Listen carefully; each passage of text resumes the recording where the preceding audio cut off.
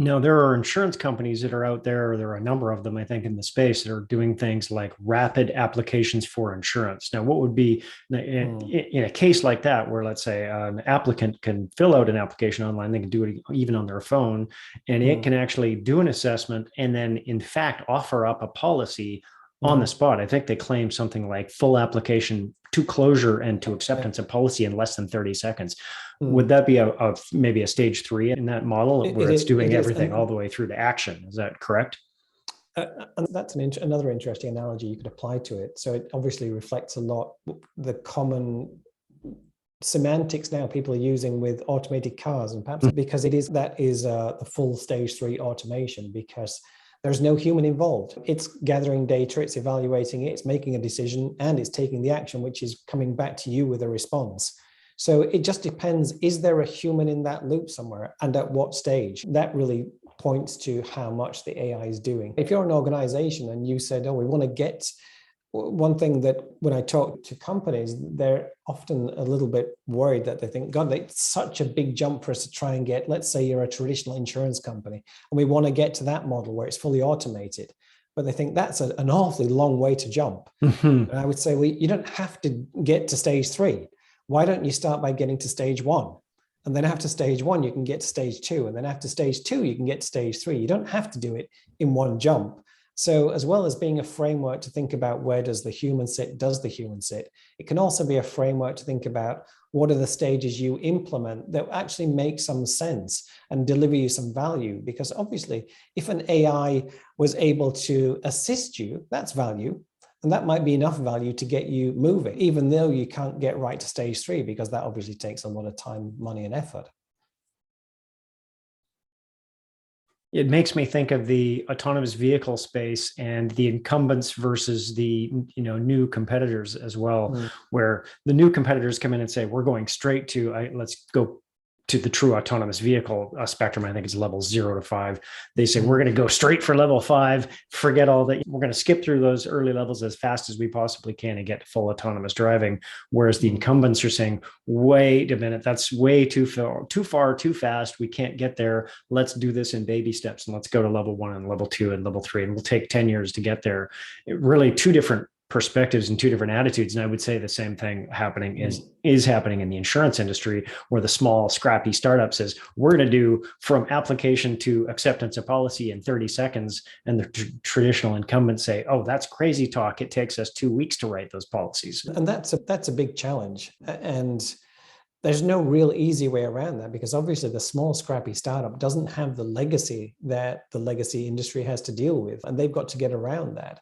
There's also a perspective from regulation as well. This particularly plays into autonomous driving, because right now you can't jump to level 5 in any major jurisdiction because the regulations won't let you. Even if you could do it technically, you can't do it from a regulatory perspective. So that there's also the perspective of, how much can you actually do?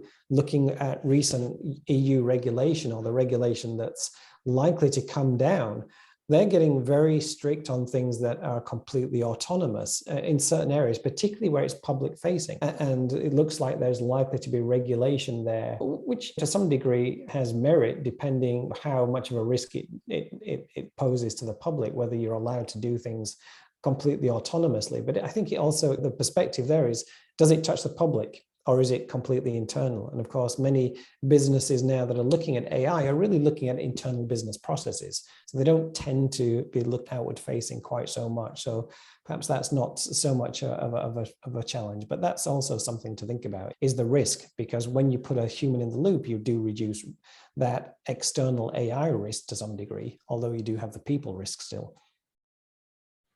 I think the final case that's interesting that ties in, not the final, but another case that ties into this would be autonomous weapons, right? In the military space, and you've worked in military AI. Yep.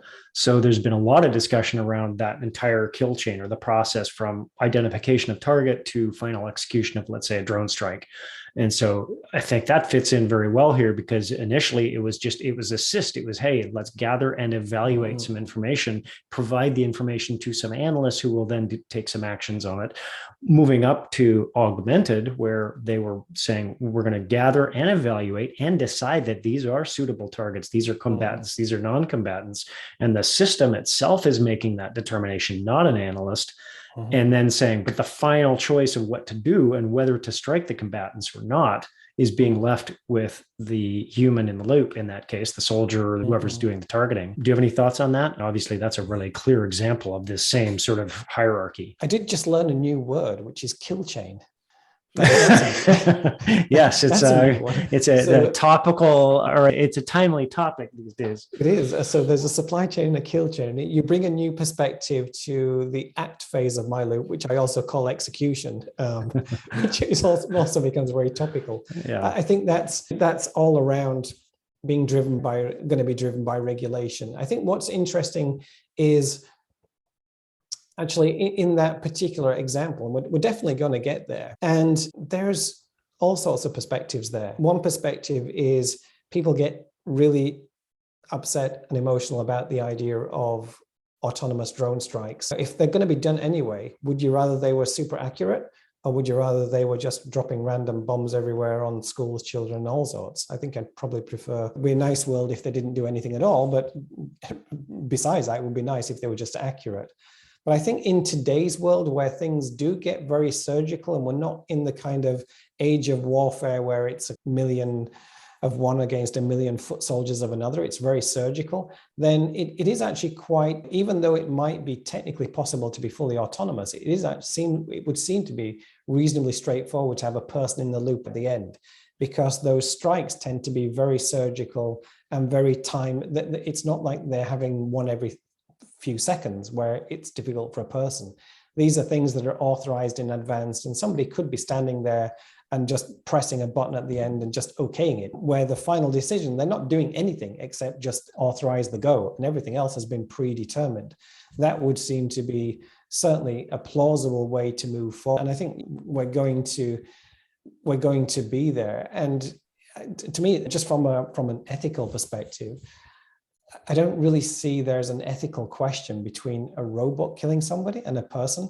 At the end of the day, the effect is the same, and it's rather drastic. So I'm not sure there's particularly an ethical question there, unless Hollywood gets involved, and it tends to be this idea of them going out of control. But I'm sure any reasonable contractor building those things is going to have safety protocols left and center to actually make sure nothing like that happens. But yeah, not a trivial area, but I tend to be a bit dispassionate when I can look at how that's actually going to work and what's the end result, as cold as it is. But yeah, not an easy one. No. And humans are not infallible anyway. We see these cases all the time. More fallible. Yeah. I think there's a line that you use that I like, which is the machine and the system can be as accurate as your best person on their best day, except 24/7, something like that. And it's a situation of, yes, there will still be mistakes made all the way through that system, but at the end of the day, most of the time it's more consistent, produces more reliably than humans do. That's interesting. Look at cases of war crimes, particularly from the Western perspective. These do occur. And where do they occur? They occur with rogue people. They don't occur with rogue chains of command. They don't generally occur as a full-scale war, although they can do. But generally, where those things happen, it's because people go off the rails, which is entirely unsurprising given the circumstances. Most of us have not been in a combat or war situation. And I think most of us would appreciate that if we were in that situation, we wouldn't be acting entirely rationally. So if you could take that element out, that's an element that you don't want.